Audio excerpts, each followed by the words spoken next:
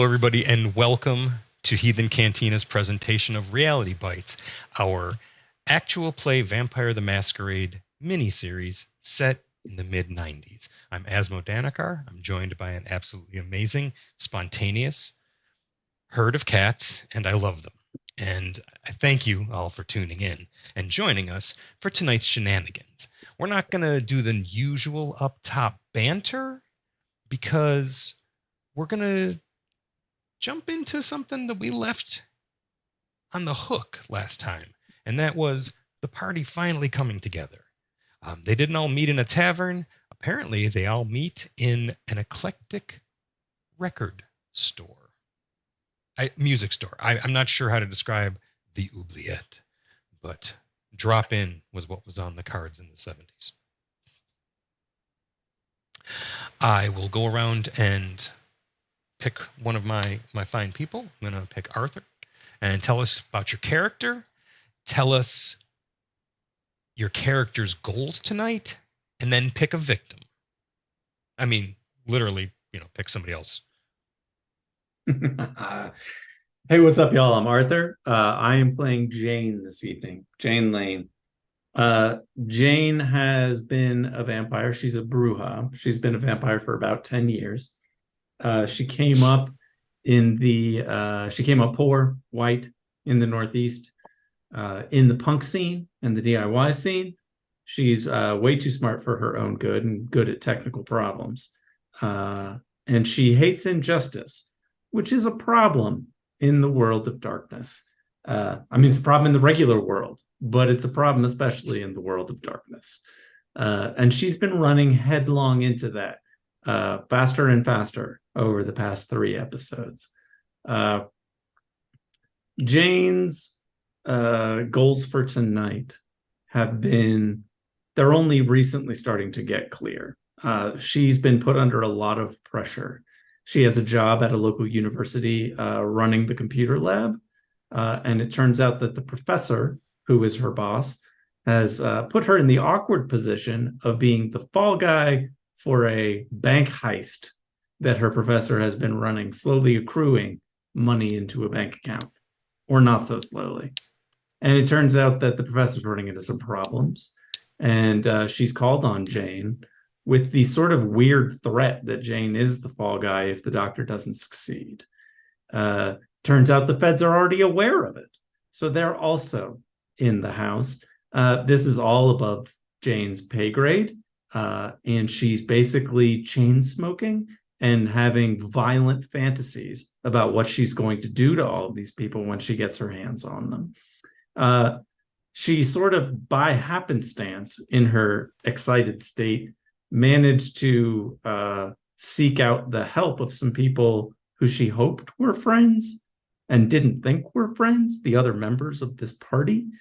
She kind of pulled Barbara in, who is a fellow student, totally normal as far as Jane knows, totally upstanding citizen, living her normal life, as well as Teddy, who's a known friend. They've done a little work together previous in the neighborhood, and Beckett, who's just a fixture of the community, although kind of a douche, from her perspective, but has a lot of resources and things that she might be able to. She's looking for a specific record right now to pay somebody off to help her with some code. It's a whole thing. Jane's goals for tonight are just now clarifying, and they go from previously eviscerating everybody who was threatening her to now maybe surviving the next 2 weeks. Yeah, because there's no guarantee that that's going to happen. She's got a lot of heat from a lot of directions. Her life was just starting to work out for the better. Her undeath was just starting to work out for the better.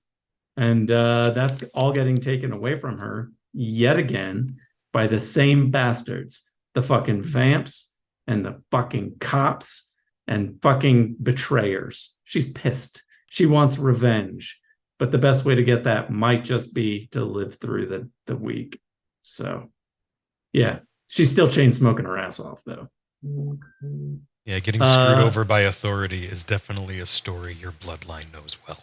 Oh yeah. Oh yeah. I mean, personally, she knew it. It's probably why she was pulled into the bloodline, both being a very useful uh potential anarchist and uh yeah, culturally within the vampire clan that she's in. So yeah, she's well suited. We'll see if Jane lives through the next 3 sessions. We'll see how this is all gonna go.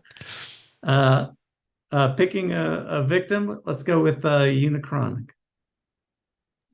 Hey, I'm Nick or Unicronic. I'm playing Teddy Graves. Uh, what there was a question, right? There, Asmo, what my goals were for this session? Yeah, yeah. Who's your character? You just said, Yeah. and what's that character's goals for tonight? Remember, you're Cool. coming, you're meeting other vampires, and it's quickly understood that it's to form a group for presentation in an old custom that you've been remiss in having completed. Got to go see the prince. Yes. Got to get presented. Yes. That's where Teddy's mind mostly is at, is this whole having to like this is probably the most vampires he's been around in a while. However, he has to go to an even bigger party. And wasn't it implied that it was a mixed mortal vampire affair It as is. well? Yes. So Teddy's actually kind of nervous about that specifically because he got a message from his sire who he hasn't seen in Months. months. Yes. Months. Months to basically watch your back, beware. Was more or less like the message on his cassette answering machine. Um, so things are kind of like swirling in a direction that is uncertain for Teddy. I think his goal is to. I mean, this sounds cheesy, but his goal is to figure out a goal. His goal is to figure out where and what he's trying, what how he is going to present himself amongst vampire and mixed company. So at Beckett's shop, Oubliette, he is distractedly standing near the like emo and punk records. He's not actually he has something in his hands, but he's not actually reading it. Because I think he's when we left off, I think Teddy was like fixing a squeaky door. oh, well then he Uh, might be doing that. Yeah. He might actually be doing that right now, and not paying attention to everything or trying to like hide the fact that he is. I've wished ever since last session that Beckett would have said something like, like that door squeaks in D minor, but the one over there is just like nails on a chalkboard. Could you fix that one instead? Like, Yeah, but either way, he is making himself useful because his mind is somewhere else. He's thinking about his sire's warning, the ominous hawk watching his trailer, and the fact that he's going to have to meet the head of Vampire Society next. What is it? How many weeks away is it? Um, 2 in 2 weeks? 4.5. 4.5. Okay. whoa.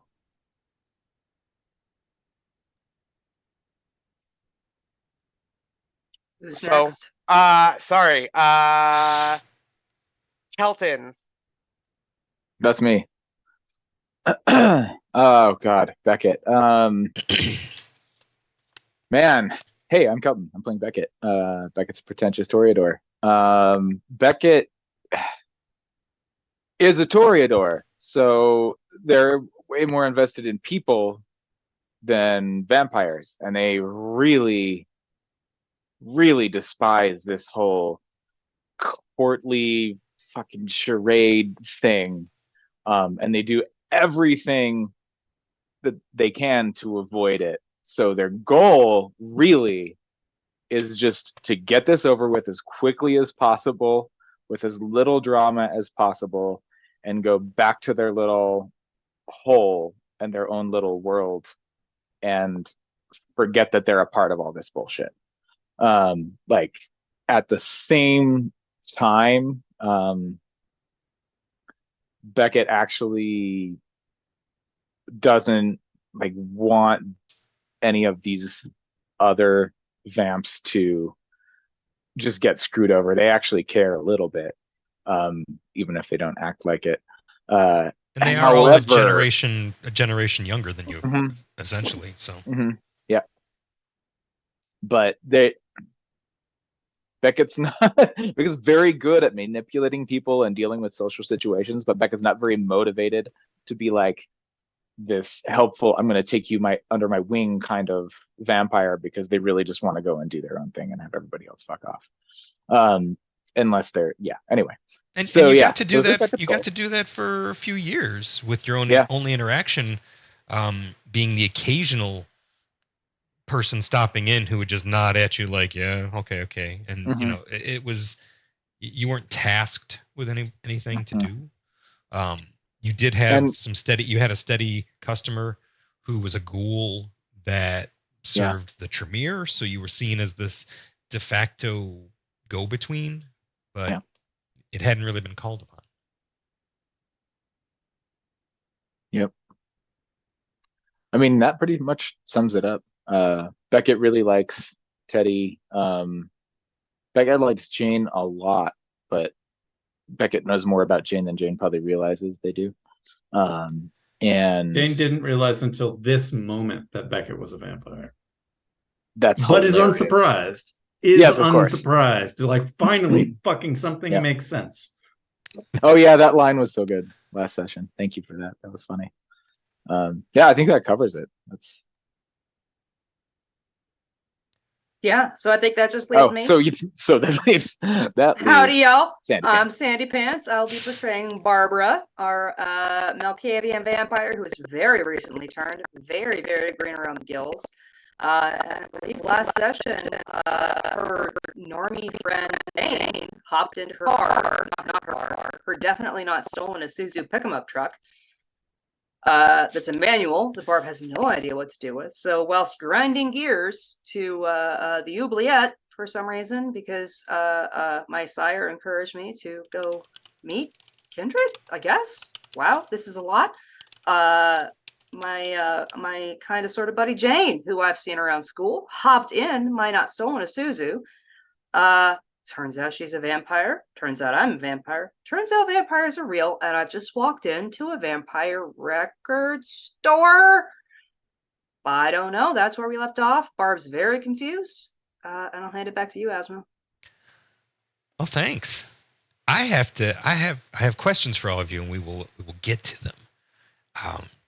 But first, in the shadowy, poorly lit for a record store, the confines of this cavernous, dark abode, are you all that's in there? Beckett, our Bidwell Billy, and Morgan? We're not going to have this conversation upstairs. Morgan Redshirt? Morgan Redshirt? Morgan Redshirt. Genre mixing. This is his actual last name is Richards, but that doesn't help. Ensign Richards? Are you kidding? How many were those? Oh shit. Good point. No, Beckett leads. Beckett's just on me. Leads everybody downstairs. Teddy's probably been somewhere down here at least once, because it's parts of it aren't that weird. Because you've seen shows, and that's let's go with that. So Beckett's going to lead them down. There is a show happening. So okay, there's only a few people. 18. It is still early in the evening. Not a good show. Still early in the evening. Yeah. So it's a really good show. It's a band that is about to become known as Elysian Fields. So Jennifer Charles and Oren Blodow. Like Bleed Your Cedar is about to be released by them, but it hasn't yet. They formed in Brooklyn, kinda.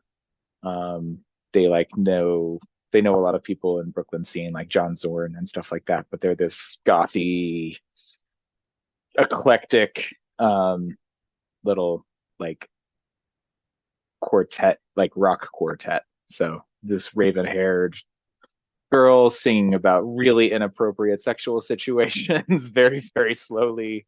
And yeah, it's creepy, but there's background noise and there's like 18 people. And, you know, there's all sorts of unoccupied seating, like couches and stuff in the back. And I should say the room, this used to be a speakeasy a long time ago. So like the support beams were once like covered in little pieces of mirror, like pillar shaped disco balls. And the but it's really, really dark in here. And the wallpaper is literally like red velvet with like fleurs de lis on it that's like worn to the point of just being threadbare in places. And it's like dingy and it smells like stale cigarette smoke and stuff. It's, you know, it's that spot. But that way, like the other 18 people are paying attention to what's happening. And I'm not going to take them to more private places that Beckett doesn't take anybody to. So we're going to hunker down in a corner while this is happening and have our chat there, I think. Okay. What a beautiful scene. Yeah. You mentioned it's in the back of the store and that it was a speakeasy. I like to think that it's sort of a split Downstairs. level. Yeah, it's downstairs Yeah, in it's the downstairs. back. Yeah. But it's not like downstairs a full floor. It's like an older part of the building. Yeah. It's like the floor and a half. There's stuff below this too.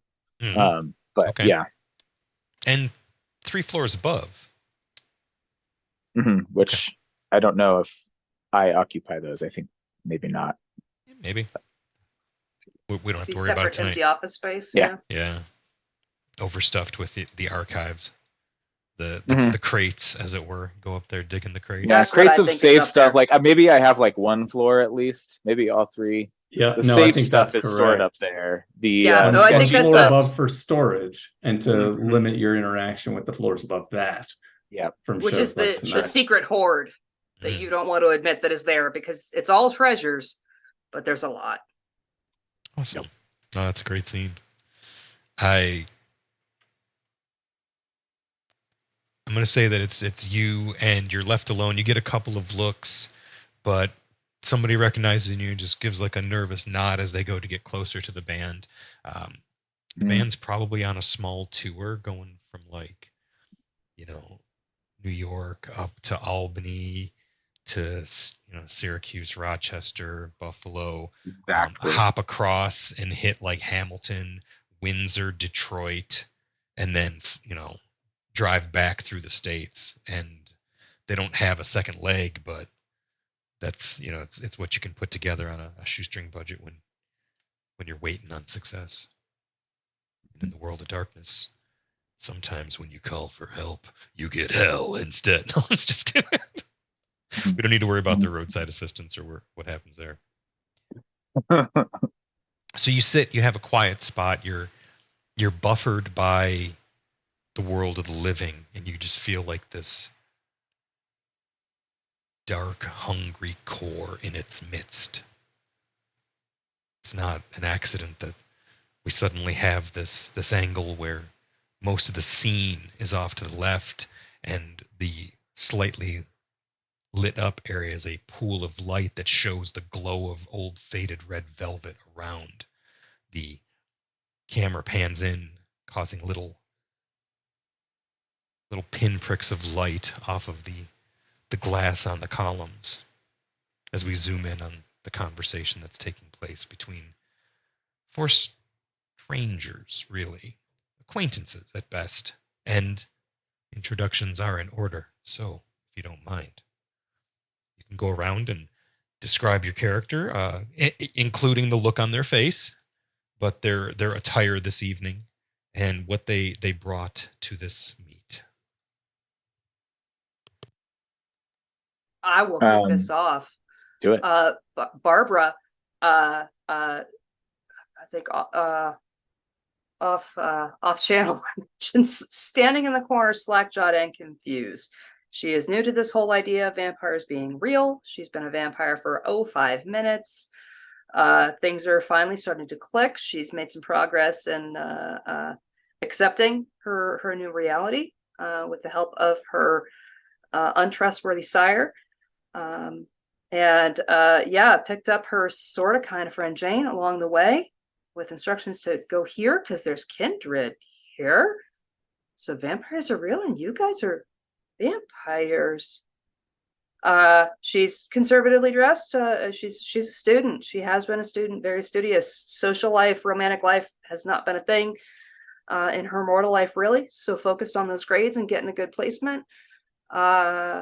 So she's accepted that is no longer her life and is confusedly in the corner with one person she sort of knows, Jane, who is just a tornado of chaos, but she seems like a nice girl.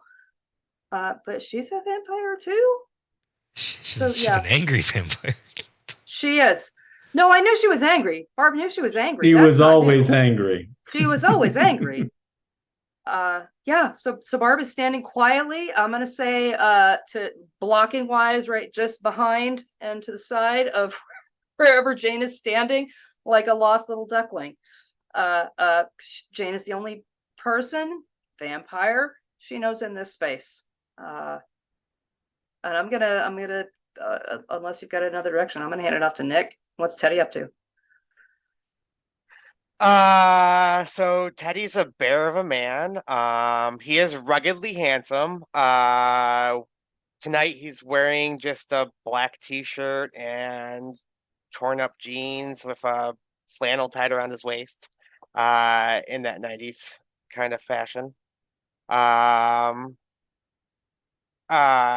He is first of all, when we get down here and he like we're gonna be seated at like a booth or something?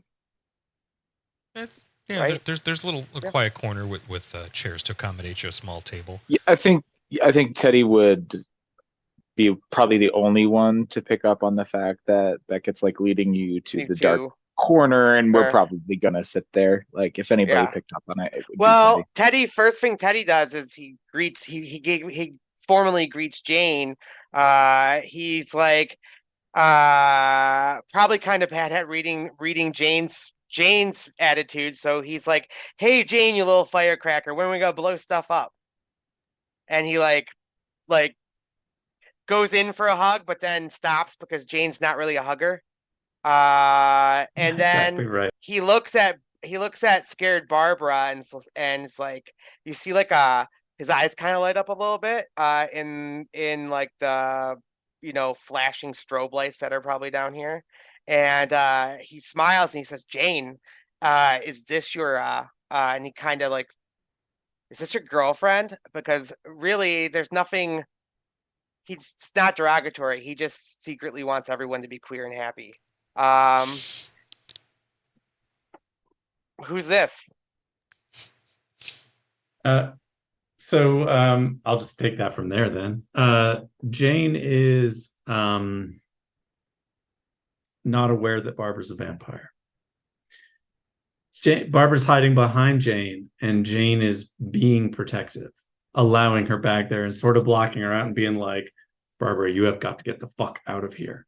I don't know how you went. Like, I'm sorry I brought you here. I didn't know this is the scene we were going to be walking into, but I don't know how to tell you this, but vampires are real and we all are, and you need to get the fuck out of here now. Your life is in immediate danger." Just as Teddy comes up and is like, "Hey, how you doing? Little badass," like gives her a shove or something, right? It's like, fuck. And Jane turns around almost ready to throw hands. And then it's just Teddy there. And she's like, "Fuck, Teddy, man. Is it? No, this is just my friend, Barb. She's not even supposed to be here. I brought her in, and fucking everything up."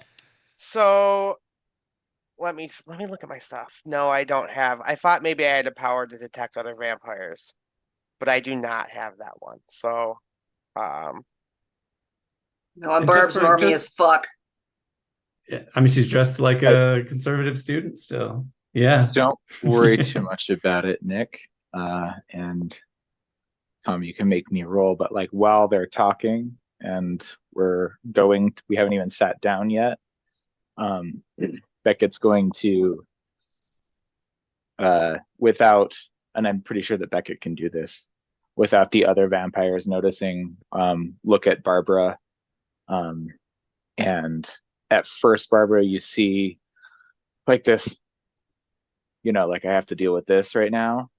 And then the little flash that nobody else notices is Beckett goes, it's gonna be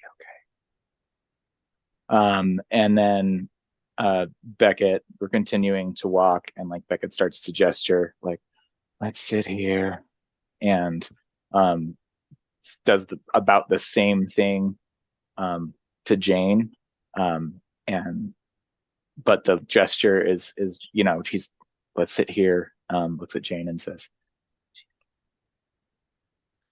she's starting to points at Barbara. Jane freezes.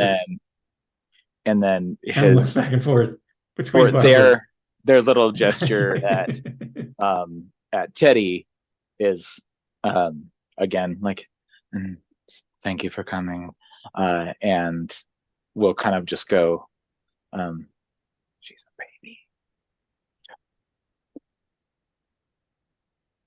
A fledgling? But like those three things were, not meant for anybody else but you.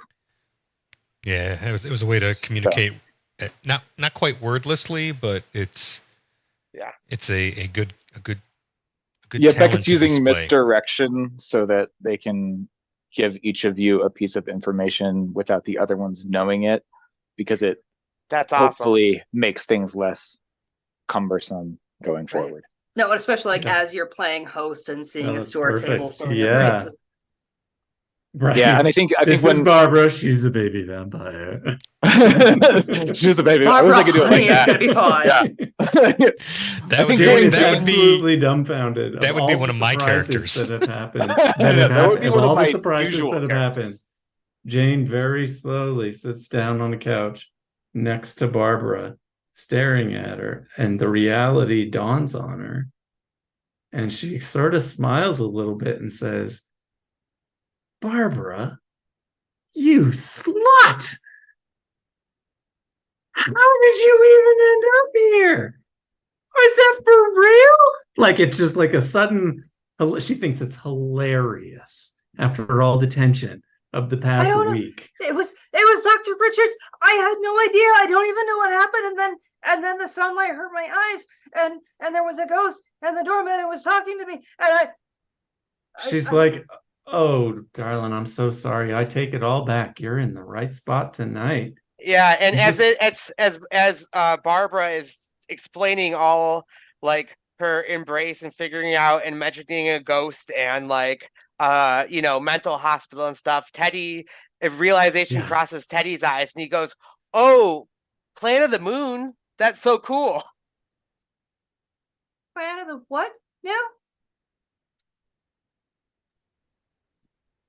And I like at this point, I'm like arm around Jane's arm and just like, yeah, we call your letting kind. go. We call your kind Clan of the Moon. Okay. Why is that? I don't know. I was going to ask you if you could tell me, actually. Well, Dr. Richards was kind of sparse on the details, but I guess there's a prince, and I was supposed to meet Kindred here. Are you Kindred? Is that? I'm sorry. I don't mean to be offensive. I'm lost. Yep, Beckett's going to. I'm assuming like everybody sat down-ish, right? And you guys are huddled together. Beckett's going to actually approach. Beckett has not sat down.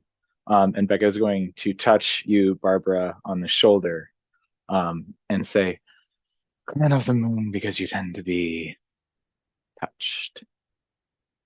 Do you need anything? You're going to be okay." And Beckett is actually trying to calm Barbara down and make her feel more comfortable. And it is in no way working. It is raising new questions she didn't even know she had to consider. Yeah, but I think that there's the I don't know. It might be worth rolling for because Yeah. what's happening is happening with eye contact and like flashes. Like Barbara's sharp enough to see the flashes of sincerity like behind the facade, and Beckett is literally presenting like we're playing a game, but showing you the cracks in between the pieces. It's like sparring and getting ready for social combat. Okay. Yeah. That. It's not any use of powers. It's just the vampire's senses. They tend to. I like to think that the blood is aware of the presence of other blood. Eventually, you'll suss out that somebody is if you spend enough time with them. But it can be hours, several nights in a row, and then be like, "Oh, you're one of my kind." Like you'll pick up on it then. But there's an intent. I think that they tend to amplify each other. The blood calls to the blood, if not for shared mutual destruction, for different instruments to make a band. Now, Barbara, I'm going to let you roll your choice of resolve plus insight because you're trying to figure this out and you're trying to not be further taken advantage of, and you want to get a proper read, but you're understandably wary. The thing about the doctor is he's a bit of a recluse. So Beckett may have met the good doctor a few times over the past 20 years or so, but they're not even close enough to be acquaintances. Dr. Richard doesn't leave the asylum. So that's a thing. And Teddy, you've probably heard of but never seen Dr. Richards. And Jane, you're a little bit more of a newcomer to we're going in the order of your making. And you're a little bit more of a newcomer to the region, so you may or may not have heard, but you probably haven't met. And of course, Barbara knows Dr. Richards all too well. If only he was Ensign Richards and wore a red shirt. Jane does recognize that Barbara got taken by her faculty advisor, just like Jane is. Hers happens to be a vampire, but we're both getting taken for a ride. So yeah, and you all have unavailable sires. They're either emotionally unavailable, physically unavailable, or perhaps just unavailable. I mean, deadbeat dads. They come in all sorts of shapes and sizes. You want me to throw and genders. Resolve and what was it? Resolve and insight, was it? Yeah. Yeah. Let's see what we get. That's pretty darn good. Yeah. Success. Okay. And Beckett, what were you bringing to this? I believe it was some sort of persuasion, composure, manipulation. Yeah. This is odd because it's like not an opposed roll. It's Beckett's not trying. Yeah, it's not if you get more than 2, you win. It's not like that. It's, I'm giving each of you a margin of success, and it's sort of to convey a lot more than mere words can, because you've got eternity, but you don't have that long. Right. Do we pick up on a vibe and trust each other, or do we get a sketch vibe off each other? Is like do I buy into this, or am I apprehensive of this? Because of that vibe, I could pick stats that were higher, like manipulation and persuasion. But I think my argument would be that this is more like composure. Because I'm letting her kind of see through the veneer. Maybe composure or charisma would work. And I think persuasion is okay. Persuasion's not manipulation. No, right. It's not at all. It's an honest persuasion that you're going for. They're both the same, but either composure or charisma. Those are thematically. I'd say composure. I would say composure too. Okay, so I'm gonna go ahead and do it. What are you doing? I'm gonna do the best I can. We did also skip a bit, you and I there, Beckett. Give yourself a physical description too while you're at this. Oh shit. Yeah. So Beckett is a person of average height. Then was fairly young when they were turned, probably like 20. It's hard to say. They've got a crazy asymmetrical haircut, like curly black hair on one side, shaved on the other side. It's been that way forever. They're just wearing a t-shirt that's a shade of gray. No one can place. Probably they dyed it themselves. It's like you're like, you can't, what is that? With some strange symbols on it that don't, it almost looks like it wants to be a band t-shirt, but it's not. It's kind of cut up, so it's loose fitting. And they also have like tattoos along the pieces of their body that you can see that are just thin lines that seem to form symbols that at their edges kind of like lose resolution and fall apart. And yeah, they're a bit creepy.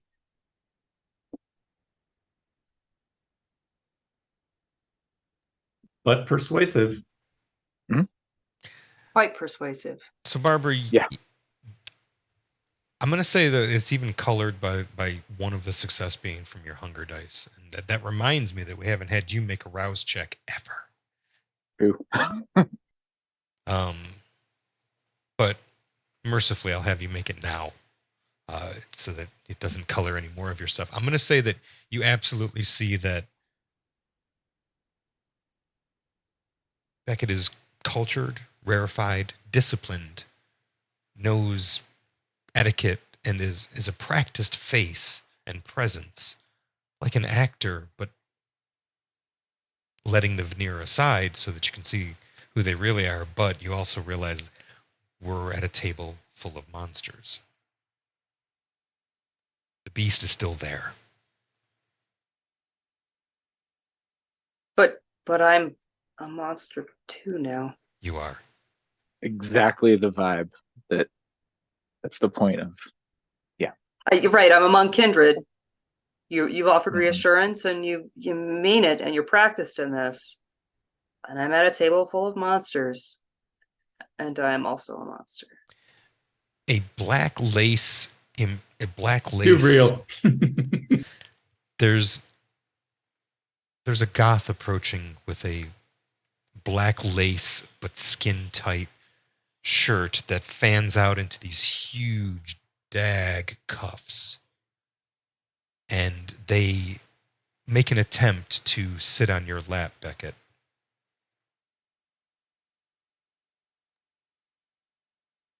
Do I recognize this person? Yes, it's been a few months. They're one of your fans, part-time hangers-on, popular dining spot, but you haven't been to this restaurant in a while. It's a body language thing. They will totally. Beckett has other plans, I think. Well, make that rouse check first, Yeah, let's do that. because maybe you're Oh feeling. my a god, bit, I've never done it. How do I do feeling it? Do I just click on rouse. Yep, you might be a bit That's peckish. We'll so- see. Oh yeah, see, your hunger increased. So here's a chance to do something That's about that. Hunger is to have plans. Not gonna do it. Instead, I think Beckett will be like, you know,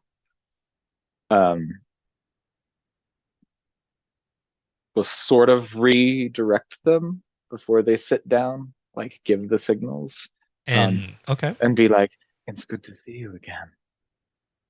as well. Does anyone need anything?" Addressing the group before I usher them away. You gonna finish that? I'm good, thanks. Love that top. Thanks. It's from a consignment shop on Allen. I'm gonna follow the band. They're gonna keep going through, and I haven't been to Canada, so see you on the way back. Yeah, then. And that pretty goth boy is Emilio. That's Emilio. They seem to have a maybe some hedge witchery about them. You get a feeling that when they draw from their deck, they're actually plugging into something, maybe not something they understand, not necessarily awakened, but maybe just lucky.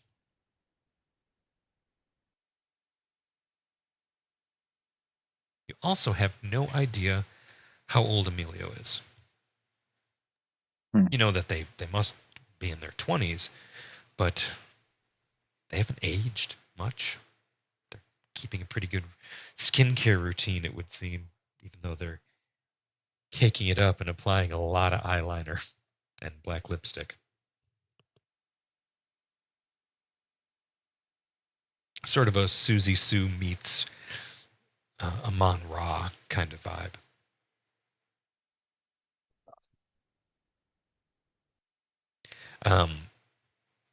Sandy, I don't know if you noticed, but it was not so. It was somewhat subtly, but not so easy to overlook that Beckett offered anybody a sip from their part of their scene queen. Scene. Yes, part of their scene. You know, passing around the Jane bottle just of wine. says, "Gross." Barbara said, no, thank you. As polite as she possibly can, but like totally flummoxed and uncomfortable. Well, get some shoegaze in here, and maybe somebody will fall asleep next to you, Barbara. Then we'll see what happens. I kind of like shoegaze. I'm just saying, music to fall asleep next to somebody. You know, oh, it must have been all that chamomile tea. And the codeine, probably the codeine.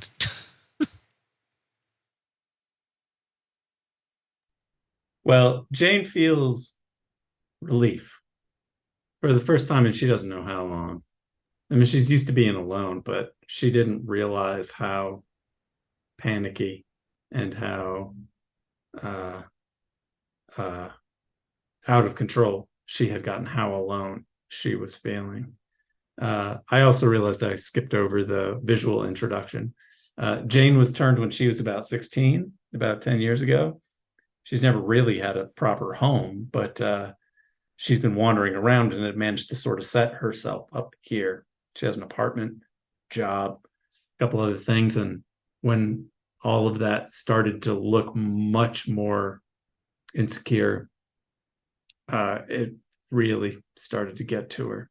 And it wasn't until this moment that she realized how much she might need other people, even though she hates asking for help. Yeah. Who the fuck is this prince? You say something about a prince? I was told I was supposed to be presented. Dr. Richards said he was supposed to present me, but instead gave me keys to the Isuzu.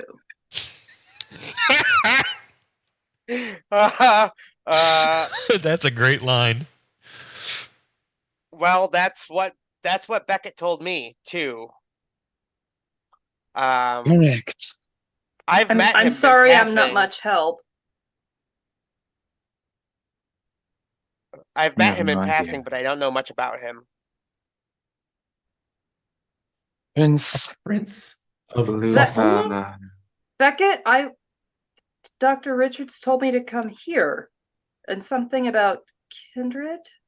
I'm sorry if I'm sorry. I don't want to say anything out of line, but do you know where was this prince? Do you know anything about him? Unfortunately, yes. We are, all of us, kindred. We may come from different bloodlines, but we are all of us kindred. Prince Luca is is tiresome and obsessed with these holdovers from another time, these petty performances that most kindred must endure. However, it should be, with any luck, not much more than a slightly irritating meet and greet situation if everyone stays on their best behavior.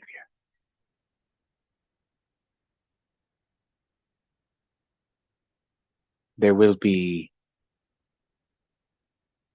mortals mingling, so be full, be ready. That seems awfully brash for an Elysium, doesn't it, Beckett? Having mortals around? Quite. Does that make you nervous?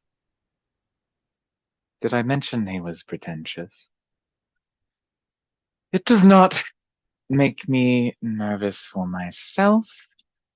And then I have a question. Would I know or can I tell that Barbara is like feeding on stale blood, more or less? Do Barbara's I know? not feeding on Barbara's Or steroids. no, not. I mean, Jane is. sorry. I do that, think and I am one of them. I have to ask about all three. Jane is feeding on bags. Barbara's. Do I know that she's probably? Do I know that much about the good doctor? I mean, to know that, she's like, feeding on. You may have interacted with the doctor, but Barb is feeding or on is it just live I sources. mean, what else They're could he just- be doing, right? He never Yeah. leaves the. It's like I never leave here. No, if you have he's a sandman of his flock as well. Yeah. Yeah. Herd. Do I know that about Jane? I mean, It's I guess it's how likely. well can do you know smell? Dr. I don't know. Richards? Yeah, I'll tell you what. Since it's more of a Auspex? function, Yeah. of auspex and no knowledge of predator styles. How about you throw some? I'd say occult would apply. Shit, I gotta go. That's under other, right? Occult is meant. No, I was looking for. You said Auspex, and I was like, Auspex. Yeah. So occult and Intelligence, but Intelligence. I'll let you add your auspex as Wits. dice to it. Or okay. No, this would be more Is it- intelligence. I think you're right. Okay, and then so add Auspex is mod +1, and then I roll intelligence in this case. Nailed it. I think. Okay. Yeah, Hunger Dice. Probably a Sandman, somebody who preys on the sleeping, not because it's a Malkavian thing, but because you've heard that about Dr. Richards, and if he doesn't leave there and everybody's drugged up and easy prey, he's not a scene queen, okay? Because that's not a scene. Yeah. it's a herd. Okay. All right, so let's run this down. I feel like it's safe to assume that about Barbara. I think I already have an assumption about Jane. I'm not too worried if it's 100% accurate, but She's Like, pretty it's clearly not outspoken to- about how against feeding on people she is. okay, cool. And is she holding a big gulp full of blood? Yeah. Anyway, I would have it right here, except I forgot it in the kitchen. So and I don't think I'm going to worry about Teddy because I know enough about Teddy in passing a few times. Well, and from last session. Yeah. Yes, it is unconventional, and I would be worried, a little worried about you, Teddy, but I don't think it's your scene. If it is, wait, or have a night out before Elysium, if you would. Jane, you're good. Barbara, I Well, assume. Hmm? I mean, I'm fine with the people, but there's a good chance I'm going to be in federal prison before 4 weeks rolls past. Hold that thought, dear. Barbara, am I safe in assuming that you are using the hospital as a cafeteria?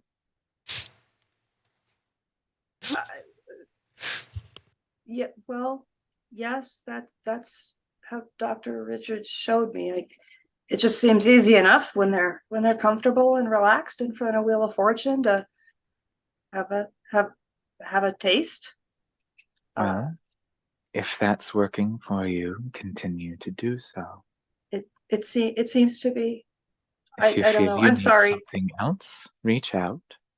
But whatever you do, make sure that 4 weeks from now, before we meet Luca, you are sated. Of Good. course, of course. And Jane, what?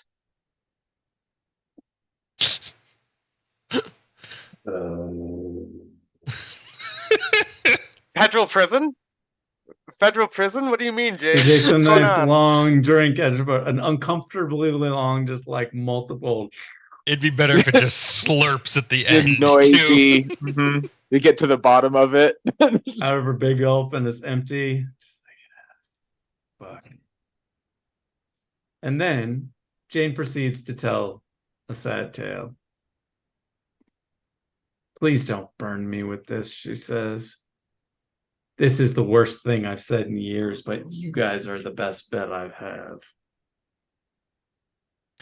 You And are she in an tells a ancient tale. speakeasy discussing with people of your kind about how to get out of some crime you've stepped in. Maybe it's happened at this table before. I'm going to. Is there. The conversation just took a particular sort of turn. And Beckett wants to have Billy, not the other one, maybe come down and like run interference because they were both up there. Yeah. Yeah. Yeah, well, Morgan Uh, was on his way. Okay.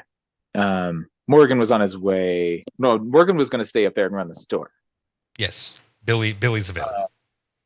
So yeah, do I have to pop out? I can't think of. I don't actually don't know how No, this I was whole going to have Billy interrupt in a little bit. Okay, is he in? Is he on this? Is he around? He's looking around for you. Yeah. Well, I'm sure that Beckett can get his attention without even leaving the seat. Mhm. If that happens to be the case, and I'm sure that Beckett and Billy have some kind of code, and that just means, hey, run interference, keep people away. And he's going to do it in the most subtle way he can, and he's probably kind of good at it. By talking about acid jazz. Yeah, he's going to talk about some shit that Beckett hates, and like exactly. The genius of the scoring on those 8 Tom and Jerry episodes is really excuse me, and goes over and says, there's a there's a gangster up in the store.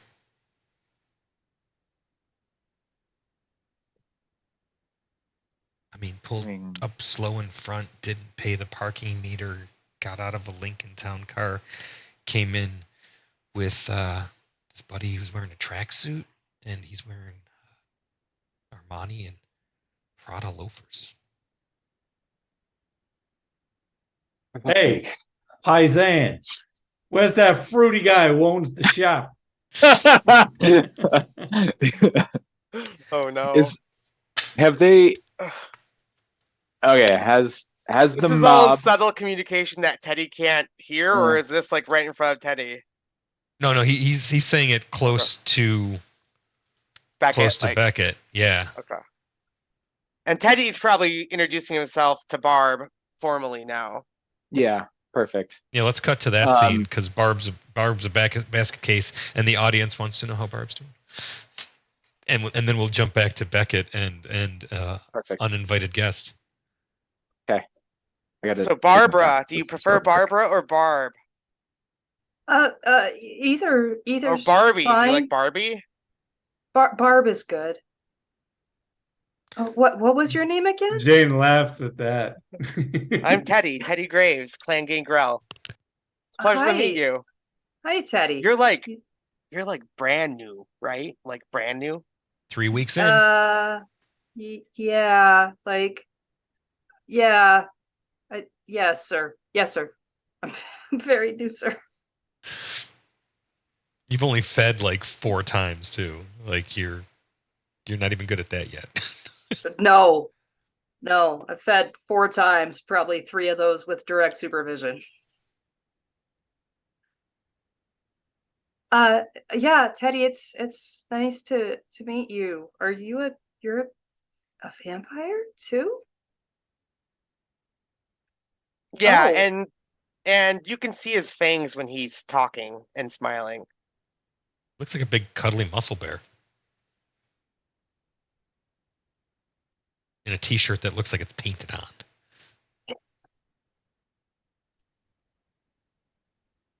Clan Gang, we call ourselves Clan of the Beast. Lots of the guys, lots of the Camarilla, they call us strays. Oh, is that the moon? Is that what was Beckett talking about? Moon? I'm Clan of the Moon? I don't even understand.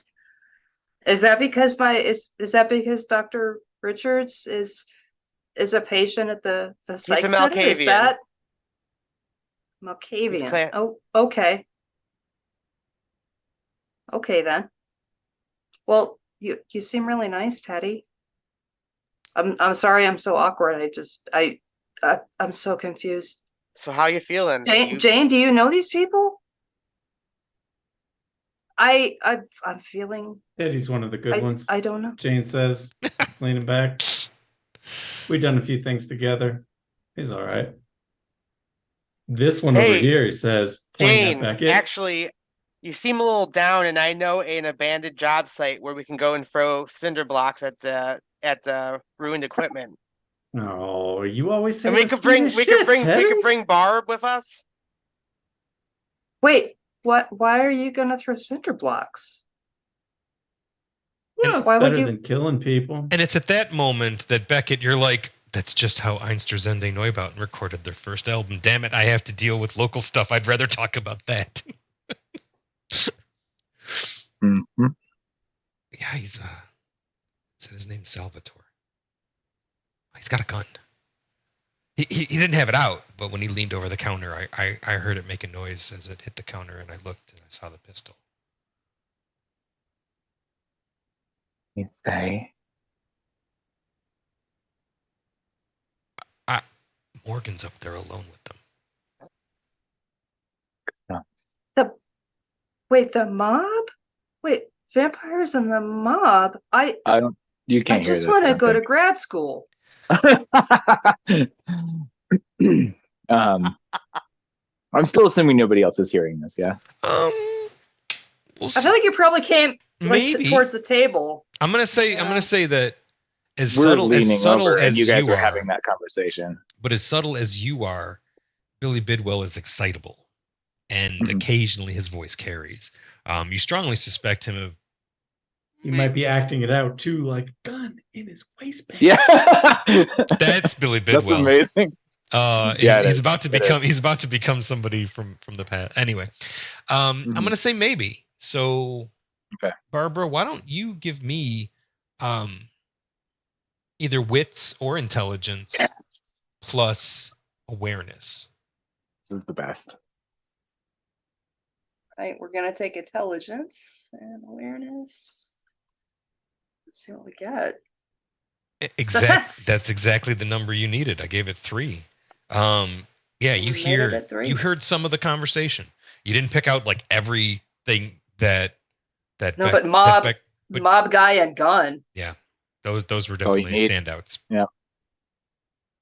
It's like Oh, Teddy? shit. wait, Jane, Teddy, mob gun, and she's just kind of pulling away and yeah, up sidling up to Jane again, because that's like the closest thing to our friend. She like the security blanket right now is like kind of sort of Jane's arm. The funny thing is, in like an 18 block radius, or no, about an 8 block radius, you're between a Bruja and a Gangrel.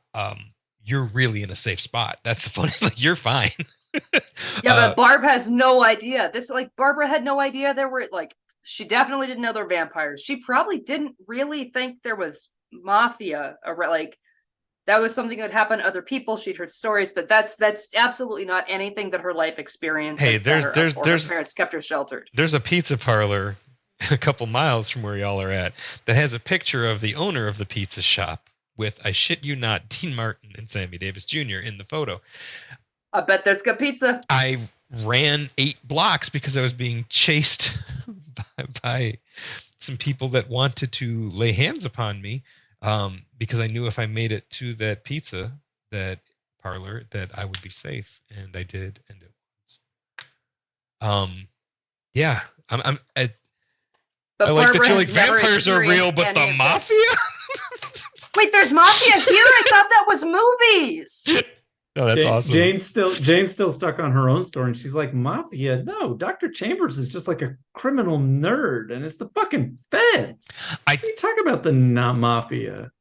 I told him that I would see if you were in back at the show. I can go out and say I couldn't find you. I can stall. They look like trouble, though. No, don't stall. Okay, we'll run this down. Without breaking character, staying very, very calm, Beckett's going to do a bunch of things fairly quickly because Billy just said that. First one is going to be, Billy, keep people calm, make the band happy. Eddie, with me, I'll explain on the way. Jane, stay cool, local bullshit. We're okay. That is the right instructions for Jane right now. Barbara's still like just death grip on Jane's arm. Perfect. So you make your way. You make your way. Oh, go ahead. Yeah, and Beckett does give like a significant look to Barbara, like that is like a mix of I got this and this is dumb. It's Barbara will intended to not help, be comforted. There is absolutely, yeah. There is no helping. There is no bringing down the tension in Barbara's head right now. Mhm. She's, yeah. The point is that There's Barbara no. You guys are all notes so that kind. they've made some kind of effort. Yes, And then yes, you on were the all way, so kind, and she is so scared. Poor Barbara. Jane offers on the Barbara a way up. cigarette. There you go. Yeah, on the way up, it's going to be, Diddy, stay on the other side of the door. Unless you hear something untoward. It's best if I walk out there alone, I think. But I might need some help if the shit hits the fucking fan. You're the best. And I go, Jane doesn't like that they are leaving. I bet not. So Beckett and Billy Bidwell go up the stairs and No, Billy is supposed to make sure that the band is happy. Billy goes off to talk to the And- band who've just finished their first set, and they're like, Mhm. "We're gonna take 10 minutes and we'll be back," and they're gonna Yeah, go out and smoke outside. And there's a whole thing. I'm going to hang out with them later. I should probably be there right now. I can't be. So he's going to run interference and make sure that they're happy mostly. And then kind of just the crowd too and keep everybody down here. If I can revisit one theme upon this party, it will be that the unlife you wish to lead will often be interrupted. But you've got No. time. Kidding. So you True words. did you write Grand High Twink? Oh my god. Yeah. I think the That pale, stuck with me from last time too. the pale white twink is probably also a good way to do it, because I Prince mean, Lucas, he is the Grand High Twink of Buffalo. he is Twinkosaurus. Of the Queen City, honey. Mhm. The Emerald he's a Court, Twinkosaurus. where the finest drag performers one could hope to meet.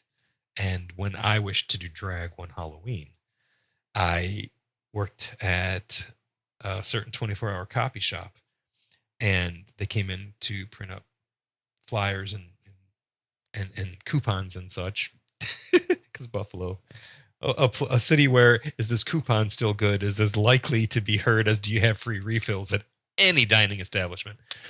And drag is no exception to that. So I asked members of the Emerald Court for pointers on doing drag, and they asked me a bunch of questions, and I answered them to the best of my ability.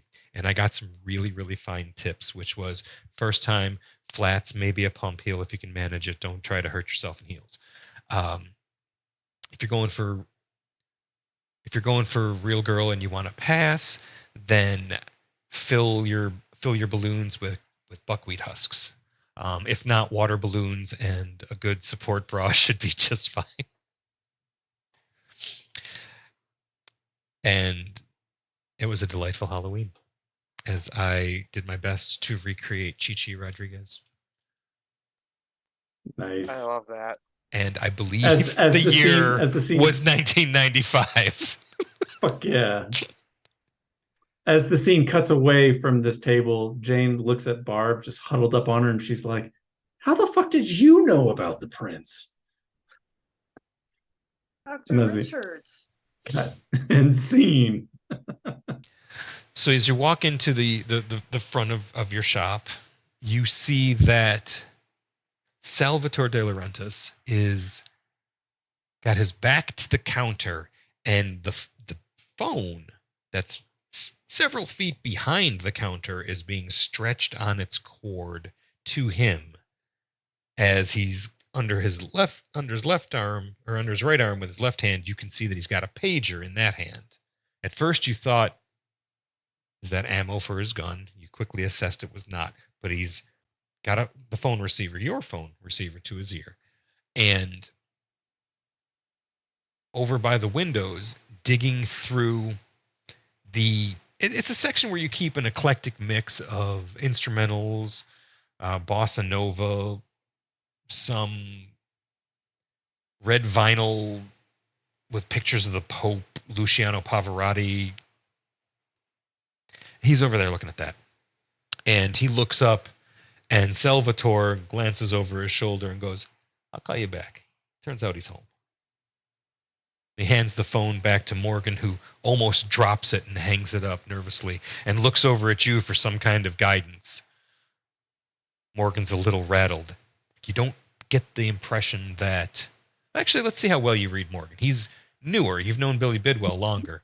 But go ahead and hit me up with a wits plus awareness.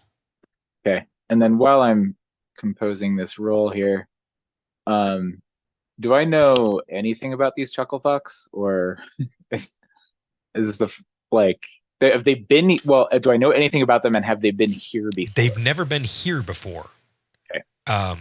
You know that Salvatore's a Ventru, and he's a part of a criminal family that over the past 40 years has had its leadership embraced by Ventru. So they are allowed to live normal lives, knowing some of what the family business is, but then finding out both of the family businesses with their embrace.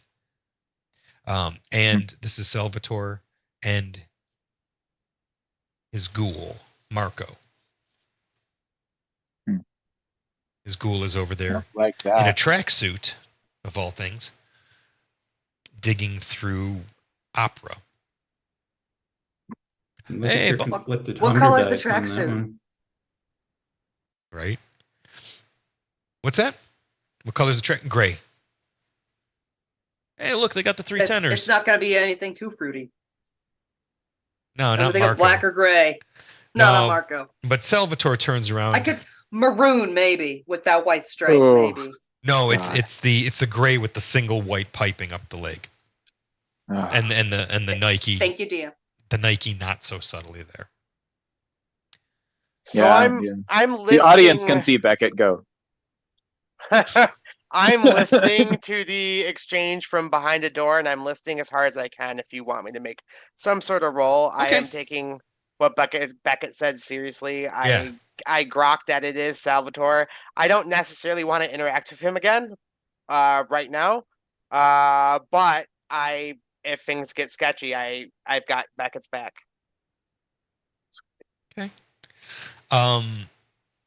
Maybe Salvatore's slipping. You've seen him. You haven't been introduced. He's been pointed out to you in times past when he was but a Barbara on the scene, and he didn't even have his bones when he was just a button man running numbers and hoping to kill somebody. But he knows I'm. Does he know I'm Kindred? Little bird told me. I think. Well, no. Does Beckett thinks he knows? Yes. Okay. Great. You know, as luck would have it, I've never been in here. Oh, that is a shame. Although my boy, he likes opera. He's probably over there looking for something. But I have the distinct pleasure of being an errand boy, something I haven't been in years. So I have to ask I you, hate it when that happens. what do you got on the prince that he's sending someone of my stature to deliver you a message? What do I have on the prince? I have the singular knowledge that he's a bit of a tit. But not much more than that. Do you mean to imply something else? Do you mean to imply And if he's so, like a Fanuc? To be specific. I was just wondering what your history was. You seem to be cut from the same cloth. Hey, listen. Really? The message is you don't have to be the DJ. He found somebody for that. But it's a costume party and it's got a theme. So dress appropriately and Fucking Christ. Carry on. I look forward to it. I haven't dressed up as a pirate since I was 12 and alive. Oh, a pirate. Cute. It's piracy. It's something to do with approximation. What was it? I'm What was aware it? what piracy is. Oh, the commercialization of art. He was talking about Warhol. Oh yeah, you right up your alley. You know what? Are you working on your pirate costume? I was thinking of getting one of those beards. You know, a saber. You want to Well. show up with a peg leg? What are you gonna do? What could you bring to that party, huh? I could offer you a very genuine peg leg and a very, very genuine beard made of actual human hair belonging once to an actual pirate. I say this as a dead guy. That's kind of morbid. Hmm. Do you want it? You are everything that was promised. I'm enjoying this. This is a lot more fun than I thought. And Marco's coming up and goes, I got the three tenors. My mom loves this. And Morgan just immediately goes into autopilot and starts Excellent working the choice. register and cashes him out. Mhm. So, is it true what they're saying? Which bit? That you're to be the vouchsafe? You're to present some strays? Some lost children? I could think of a few. I may have met one. Not by choice, but You think I'm here telling you to play pirate by choice? On Delaware? no, I don't. Which is why I'm offering you something. In a way, we're in this together. There are parts of our roles we probably wish we didn't have to play. Do you know what I mean? As you look at him, he sways just a touch.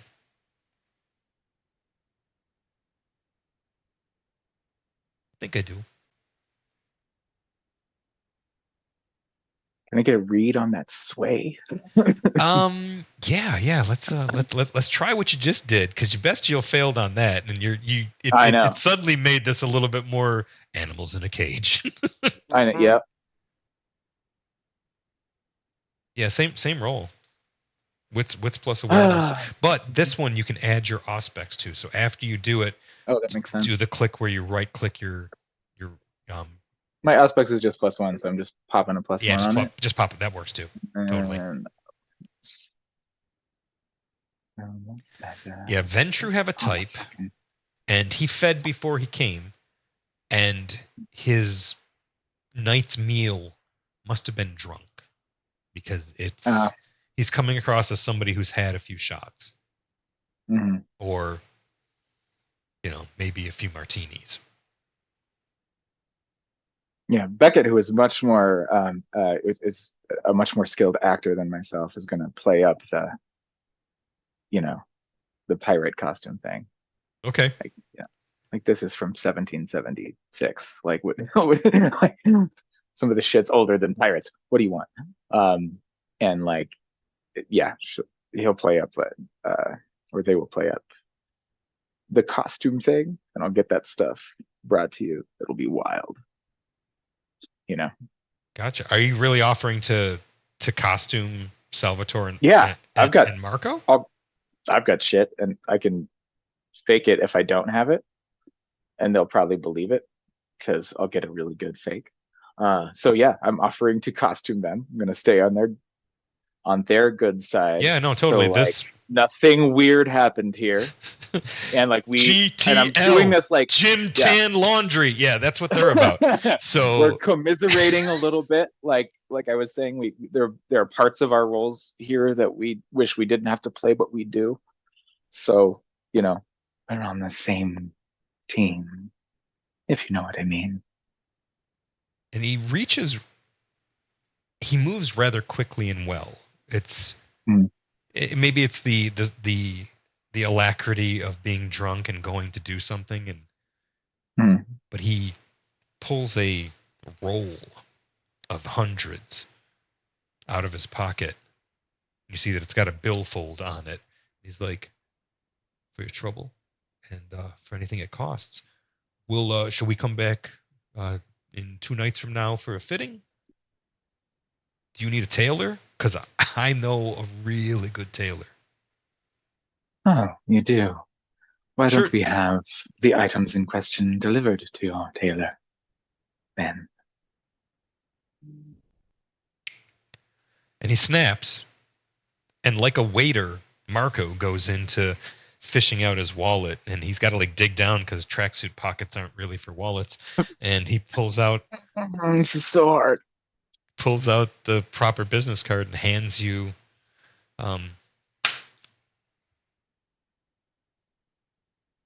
Enrico Vermicelli.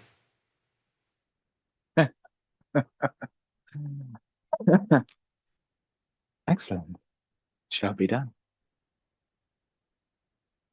That's awesome. This went better. And as than I long as thought. the amount that he is laying down is not like extravagant or something, It's probably $1,500. Beckett Beckett's going to take it because to not take it could be insulting because it's Beckett's offering the real shit. So think about this. Take it, but Vampire don't count it. Mafia, you kick up money for the Mafia side, you kick up something else for the vampire side, so he doesn't mind spending the money side on the vampire life. Mhm. Mhm. But yeah, it's not all 100s, but it's 100s and 20s, and yeah, there's about $1,500 there. Yeah, well, that's fine. It's going to be worth more than that, and that's okay. And Beckett's as got enough shit. they start to make their way out, and he stops and comes back and goes, if that Teddy is part of this this pack, this clique that you're putting together, tell him Sal said hi. Understood. Salve. Can I call you Salve? No, Sal would be fine. Sal, I see. Indeed, Sal. Thank you for popping in. I'm glad we have an understanding. So Marco looks a little off, like you let him talk to you that way. Like he couldn't tell if he couldn't tell if Salvatore was being disrespected or not, because Marco is not the sharpest knife in the drawer. Okay. And as they make their way out, you do hear the wonderful C sharp of the corrected door, the fixed door. Or is that the D minor door? The front door is the D minor? I don't know which door he went to. I think it was a bad, maybe not the front door, but it Okay. squeaked in D minor and I was into it. But you do hear Marco say the word fruitcake once they're outside, thinking you probably couldn't hear it. And Sel gives sort of a, like, what are you going to do? Kind of gesture, like, like,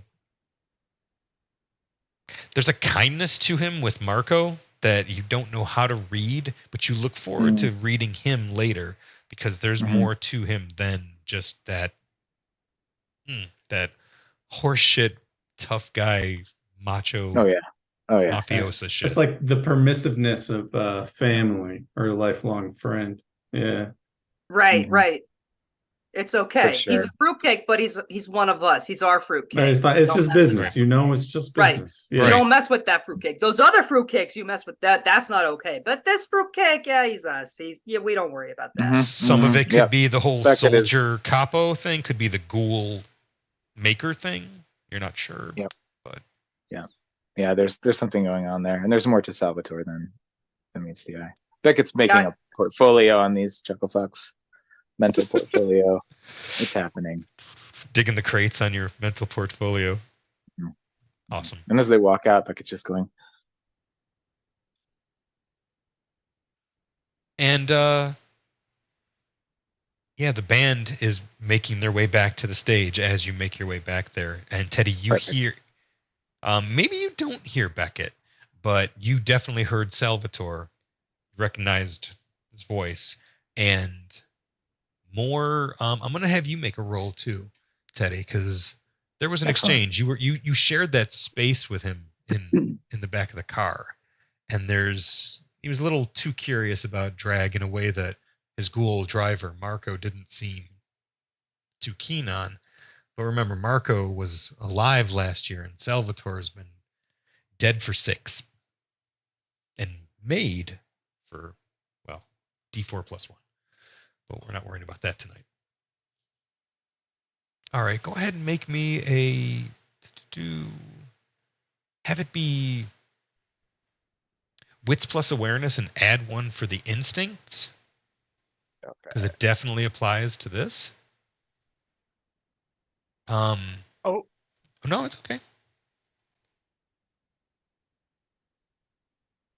Yeah, that was actually enough. You could smell Salvatore from under the door, and And Marco? you can smell Marco, but Marco's faint. Marco's not as interesting. There's a Except for the Dracar Noir. Like there's Marco, but you know his Dracar Noir. So that yeah. you So knew which one it was. you sort of like try to smell around that, but there's something somewhat inviting about Salvatore, and you're not sure if it's curiosity or attraction, but you wonder from that scent what he might taste like. That Especially tracks. when he's all full of blood from his chosen feeding victim. You don't know. You're not sure what his type is, because Ventrue always have a type. It'll either be like, you know, old old daddies that are in real estate or law, or, you know, blonde women with spray tans. It can be very niche. It can be a little bit more broad spectrum, but it's usually like they don't feed outside of that, or if they do, it's just not as rewarding or satisfying. It's like eating stale. But you're not sure. But there was something to his blood, a resonance all its own, something you hope to. Damn it, you didn't want to think about him, but that scent is staying with you. And then you are aware that Beckett is The approaching fangs the door. want what the fangs want. And Billy Can't Bidwell. help it when I think with my little heads.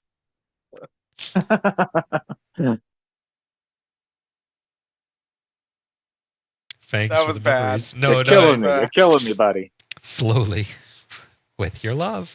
You like it that way. Billy Bidwell has appeared to have entertained the band. As they make their way back on stage, there is a strong scent of high quality marijuana. So Billy Right. smoked out the band. Perfect. Well done. And I feel like Jane and Barb are deep in a conversation about the specifics of the code structuring. Because even though that's not Barb's thing, Amazing. she's smart enough Amazing. to get it down, right? She's still, And yeah, she- logic brain. She's more of bio life Right. sciences, And but so, there's yeah. still a And scientific Jane's like, no, method. no. That's not even how she thinks about it. She structures it. And when she ignores all these low-level processes that really need to be the foundation of the code. Right. No, it's like, I mean, you have to confirm for as many variables as possible, and she's just left out this whole other section that's going to throw so much chaos into the equation. Right. Which is I can where commiserate I think even I if I can can't put help. something in. There's something to be had in all of this garbage that she just left under the stairs, but I can't fucking find it. That's why I'm here. Yeah. She's still trying to run down a way to exploit this whole money.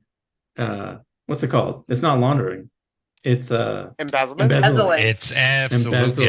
it's embezzling. I mean, there's laundering too. It's embezzling, and then there's going to be laundering. because it's but right in this now it's collection embezzling. phase of stealing money, and it's gonna pop off at some point, and Dr. Chambers is gonna fly the coop and leave Jane to burn, and there's got to be a way out of that.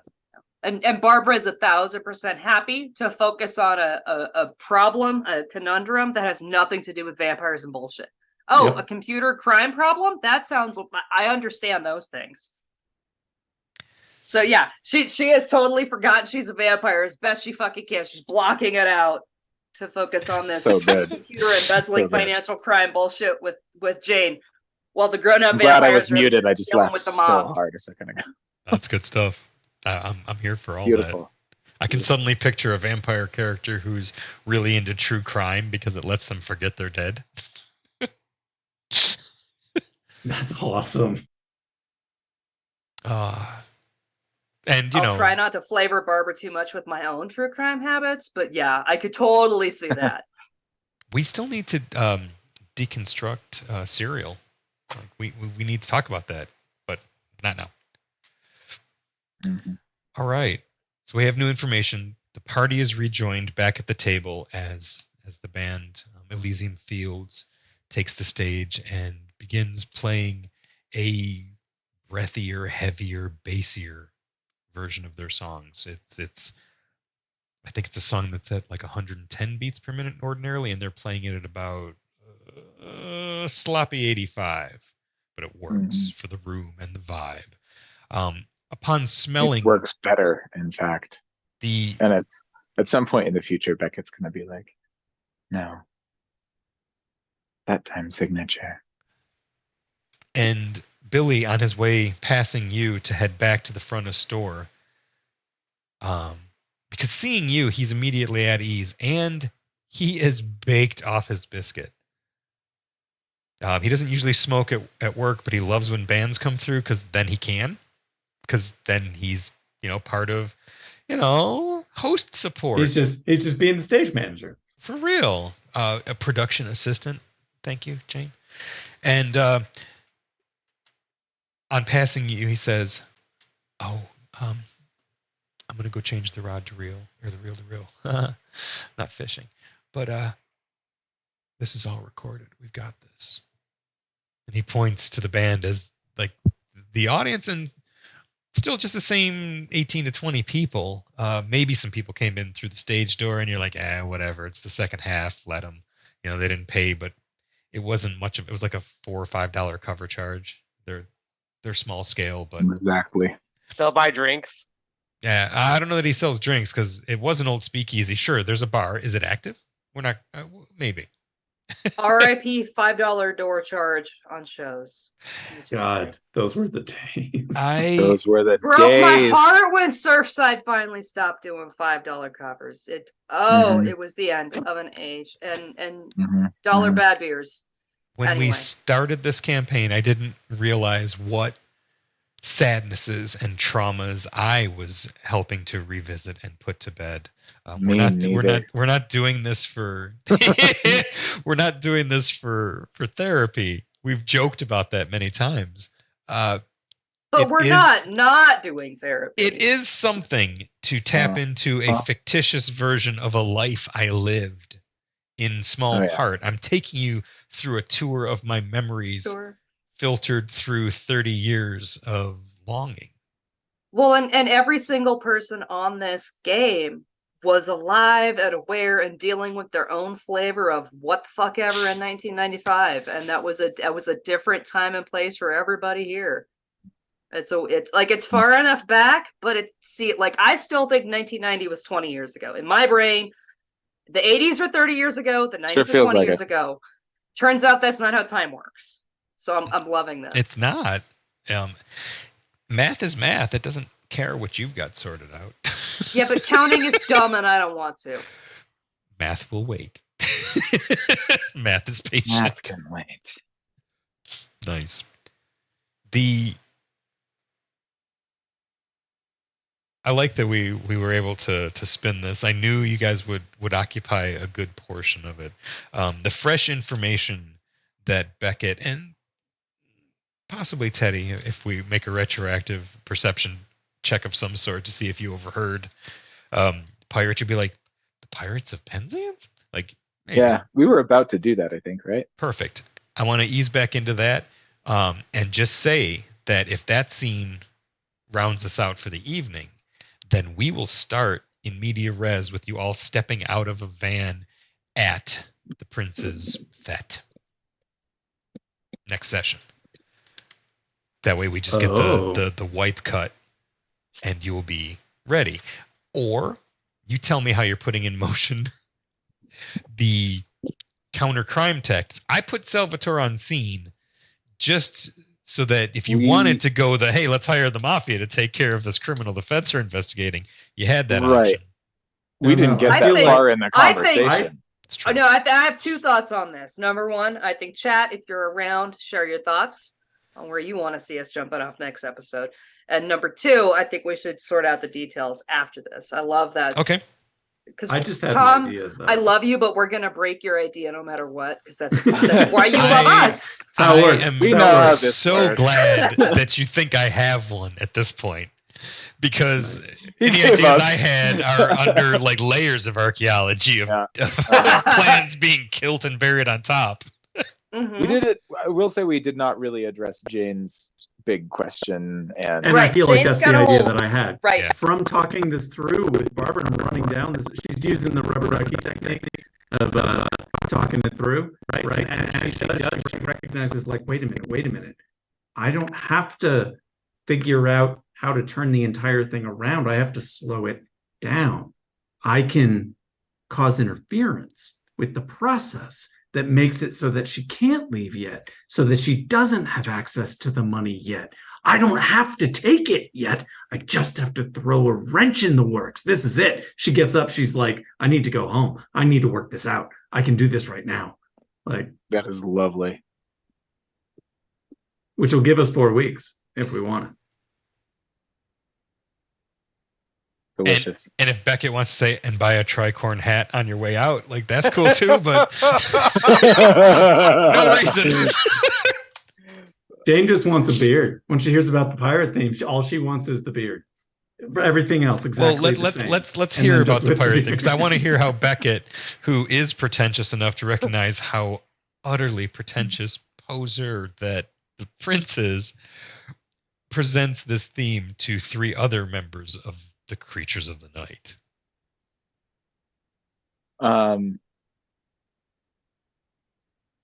Beckett has a pretty good read on them, I feel, and is going to. They gave them what, like 1,500, right?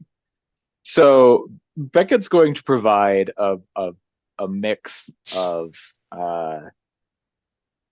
totally legit like relics that are old but not like of Nod or something, and fabricated stuff that Beckett believes will fool them, and some of it like possibly distressed by Beckett at some point. But yeah, Beckett's going to give them like legitimate fucking pirate costumery, which they can use and add onto, but like enough that Beckett will deliver, in other words, on the appearance, but only a little bit of it will actually be like legitimately old, and so forth.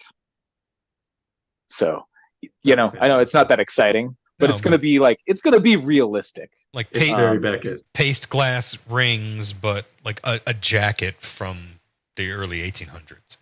Exactly. And a fucking like a beard that did not, get cut off of Blackbeard's face and rewoven together, but a beard that is made of human hair. And might be a little bit old. Beckett has access to this kind of shit. You also so- have a Union cavalry saber from the Civil War. I was gonna say It's he not wanted a saber pirate, specifically. He wanted a peg leg. Yeah, but whatever. A convincing saber, a Mhm. convincing peg leg, a convincing beard. And Beckett's gonna weave like a legit jacket from like that era. But nothing that's really of deep interest to other kindred or other clients that they have. But yeah, they're gonna put a little box together that Okay. will make them happy. But there's no way. Hopefully, that's enough to make them do it. And just the fact that they're dressed as pirates it's gonna be ridiculous. Is everybody supposed to dress as pirates? Is that okay? Yeah. The prince. Pirate So- themed. That's what the first thing Teddy says is, did he say it's pirate themed? Yeah. So Barbara's there's utterly confused. Like, wait, like Spirit Week? the thing I've left unsaid is that it's gonna be really, really on the nose. Well, Beckett's gonna do a little something for I mean, like I us, think that's maybe. on point. But yeah, like theirs is gonna be like convincing, The- but Full Can't on be. Pirates of Penzance. the Yeah. models, artists, affairs typically have themes. Sometimes they are profound performance art stage shows. This one is coupled with a Friends of Night People. I swear that's the name of the charity. It's called Friends of Night People, and it's a soup kitchen and homeless shelter that provides free clinic services as well. It's like that's got to be unhoused or sex workers. One That's of the two. the- That's It's that's too on the nose for sex or workers vampires. both. I don't know. I'm not sure. or It's- vampires. it's a let's just say that in some parts, that Venn diagram might be circled, but Yeah, no, there's overlap. it's being done in a little bit more in the past couple of years. It's escaped the confines of um of Hullwalls, the gallery where it once lived, and is now on site. The past couple of years, honestly, the past couple of years since Prince Luca has gotten more involved as a patron of these arts and influenced people to this year, him reshaping it into his image is very on the nose and maybe a little dangerous. The masquerade is important to all of you. Barbara's unaware of what that even is, but that's part of the miseducation of Barbara. And the this year making Elysium a court within a court is potentially dangerous. Now, surely there will be some point where the mortals are separated from the kindred, and the kindred can meet amongst themselves. Surely that's going to happen. However, if you have to sit through a few hours of watching the prince enjoy themselves, that might be obnoxious. And it's not like the kindred aren't going to be circulating amongst the events during that to try to meet and greet before the official presentation. Yeah. But yeah, it looks like the theme is pirates, and you have a professional artist, costumer, performance gourmand to see to your motif. Your what is it? Idiom, sir. Thank you. It's a good setup for it, and maybe we could throw some dice at it. But I think it's funny that we're not going to do that right now. Nah. I would like to break down, since we are at episode 4, and this may be just past the halfway point before, hurtling towards oblivion, climax, and denouement, like all that to wrap. So tonight, if you wouldn't mind, we do a highs and lows. And can we start with Kelton? Whoa. There's so many highs though. I mean, from tonight, it was like the spontaneous cutscenes, especially when like Beckett and Teddy are about to come back, and Jane and Barbara are like talking code, in part to cope with. But we had like a lot of spontaneous cutscenes. That whole thing was delightful. And also, I'm still never going to get over Teddy's fight with the douchebags. That was amazing. That was this proper Heisenberg's 90s fight scene. It was Oh, great. it's so theater of the mind in my mind. Cinematic AF. Yeah, no, it was beautiful. It's beautiful. Lows. Is it lows for Beckett? I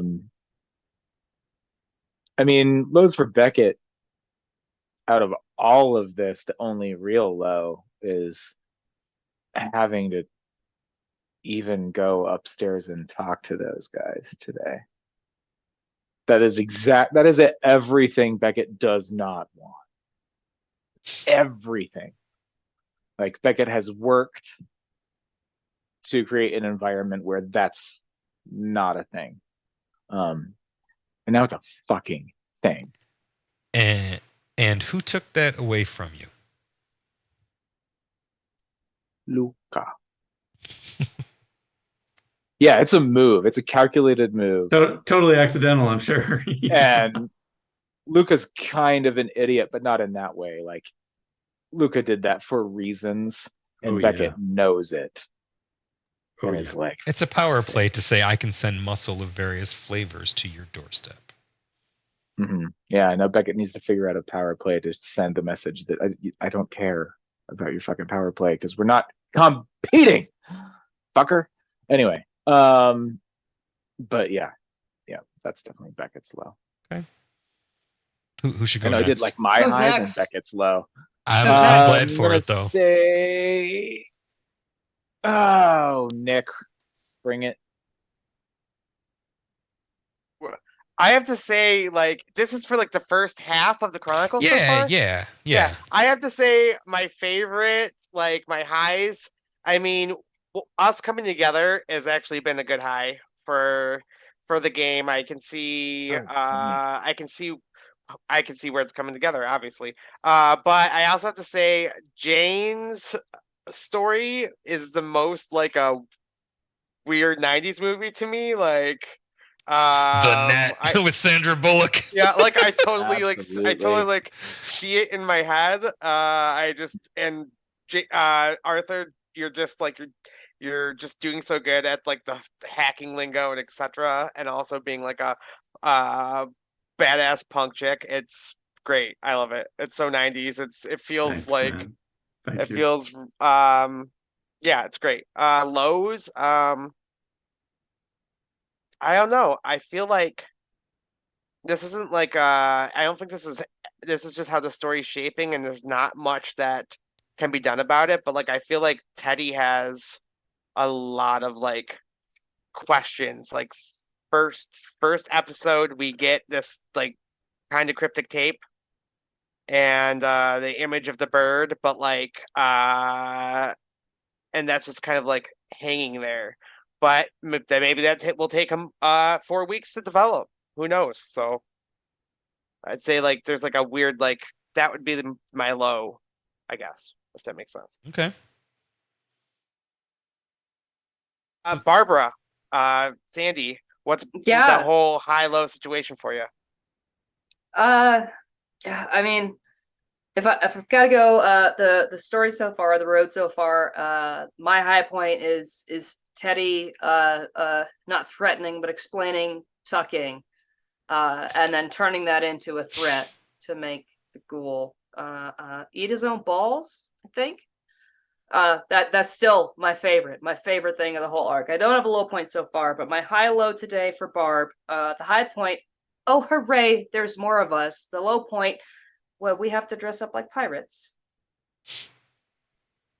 Okay. And with that, I'll hand it off to Jane. What you got, darling?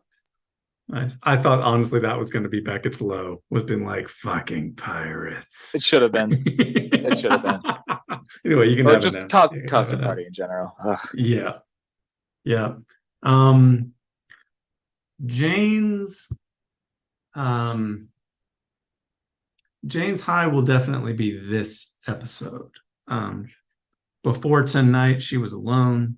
She was drowning in the and other people more powerful than her taking advantage, and had just sort of impotent rage about it. And suddenly after tonight, that doesn't look quite so fixed, right? Maybe there's a way, at the very least, maybe there's a way to harm these people who are trying to harm everyone. Or maybe there's a way for her to actually get out of this, and having learned something about the power structures, maybe to try to do something about that into the future. So I think that's the high. The low, it's hard to say because there are so many fucked up things happening. I think the low might just be the world of darkness, in that it's like, oh, welcome. And Welcome. you have Everyone's played. trying to, everyone has more resources and more power and all the advantages, and they're all trying to take advantage of you. Welcome. Welcome to the world of And darkness. you played Ravenloft with me, so you know a Oh, big yeah. setting. The vibe is similar. There's I mean, I can't help that vibe. That's a goal. But we have pagers. Yeah.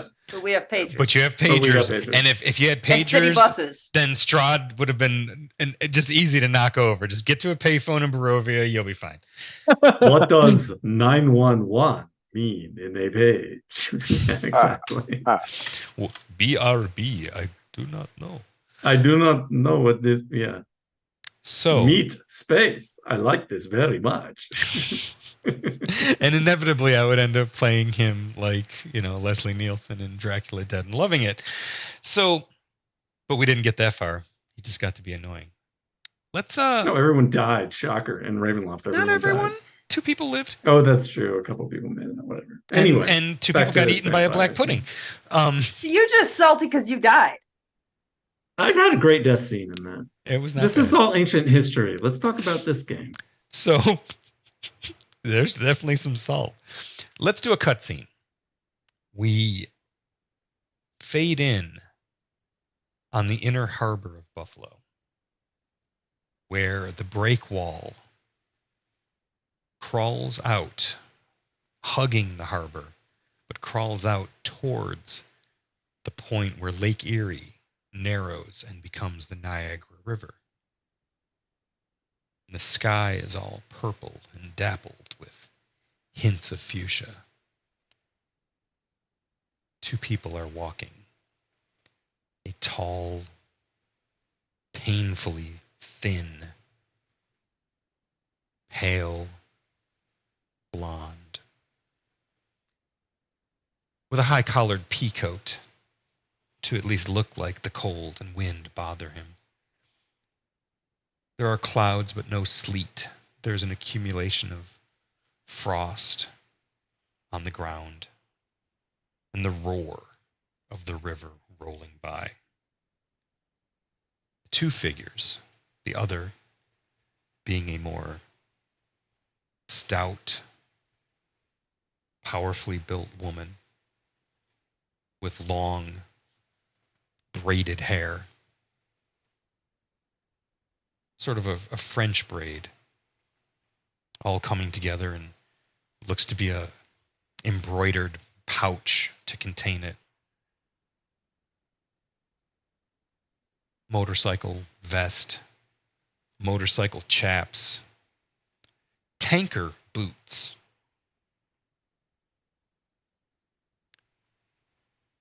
And they're walking. And he speaks first. So, you can't keep a secret from me. Did you make one while you were out of town? I did. She could be of some help to you later. Money-wise. I don't need money.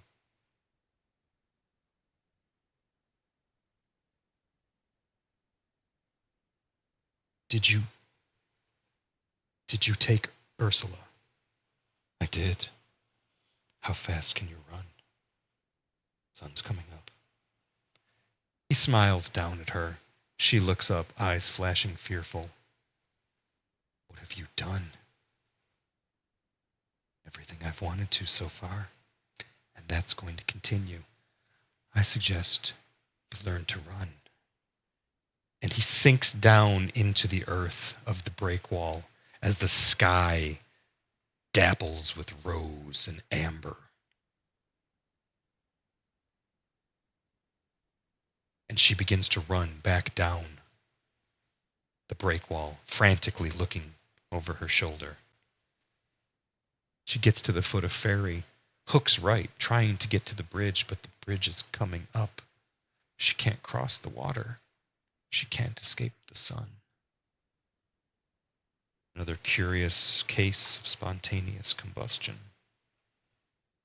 The next night, out of the ground, a hungry, thin, pale, white prince shakes off the dirt and frost before assuming the form of an osprey to fly home. And that is where we will answer some questions and end for tonight's session. The prince's secrets. May they catch up with him. Thank you, everybody. I want to give out some thanks. I want to say thank you to my players who really carried the weight of tonight. My notes were sparse on purpose. I knew we would get to a point where they could just be themselves in each other's companies, and no pun intended, maybe a little pun, feed off of each other. I want to say a big thanks to Incompetech, Kevin McLeod, Alexander Nakarada. I'm going to drop the thanks there in the chat for the attributions to the wonderful music that begins and ends our show. I want to thank Smiteworks for Fantasy Grounds, for great virtual tabletop that does what we need it to and stays out of our way. The rule set is the same. White Wolf Storyteller Games. I believe it's Paradox Interactive is currently responsible for this wonderful iteration of the rule set, which cleans up the history while honoring it and keeps the mechanics flowing while not bogging them down. Once upon a time, Vampire was the kind of game where the penalty to fight in the dark was minus 10 dice, but the penalty to fight one on fire was only minus 6. So theoretically, you could light yourself on fire and do better than you could in the dark. That's absurd. I want to thank everybody for joining us, and I look forward to next week. Check us out. Next week, we got 2 shows. We got this one on Wednesday nights, and we'll have another episode 3, I believe, of the Outlaws of Alkenstar, where we're playing some Pathfinder 2nd Edition. And real glad. If anybody wants to give a shout out, go ahead and say your thanks, everybody, as I sing us out. Thanks, Heathen everybody. Cantina. Thanks, What? everybody. Love y'all. We'll see you next week. Good night, everybody. Thank you.